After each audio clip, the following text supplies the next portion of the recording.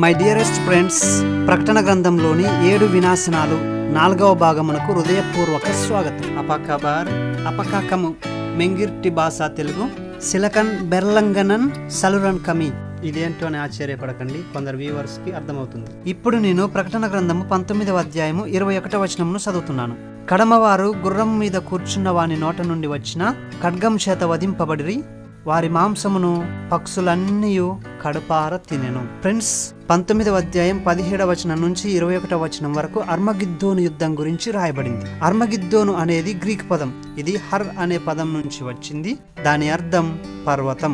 మరియు మెగిద్దో అంటే మనస్సే గోత్రికుల పట్టణం పేరు. ఇదే ప్రదేశంలో దెబోరాకు మరియు బారాకుకు దేవుడు సహాయం చేసి కానాను రాజులను ఓడించారు. యోసియాను ఐగుప్తు ఫరో సంపింది కూడా ఇక్కడే. మెగిద్దో అనే పదం హీబ్రూ పదం. దాని అర్థం సంహారము.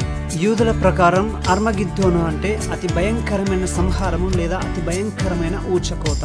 క్రీస్తు విరోధి యొక్క సైన్యం మరియు భూరాజులు మరియు వారి సైన్యం పాలస్తీనాలో అర్మగిద్దోను అనే స్థలంలో యేసుక్రీస్తుతో యుద్ధం చేస్తారు. క్రీస్తును రెండవసారి రానివ్వకుండా మరియు 1000 ఏళ్ల పాలనను ఆపడానికి ఈ యుద్ధం చేస్తారు. కానీ ఆల్రెడీ మనం నేర్చుకున్నాం.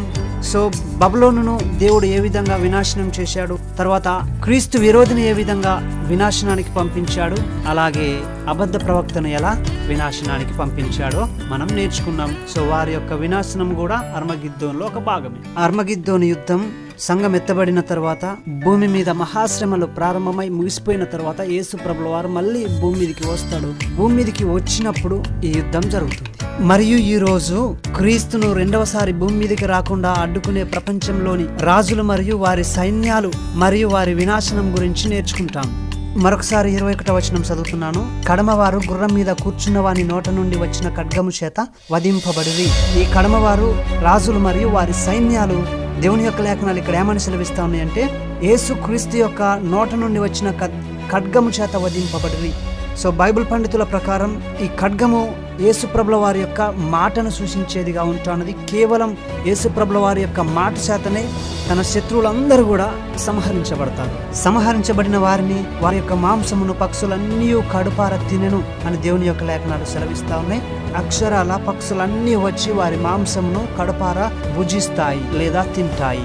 దేవుని విశ్వసించని, దేవునికి వ్యతిరేకంగా యుద్ధం చేసే ప్రజలందరి యొక్క వినాశనం గురించి నేర్చుకున్నాం.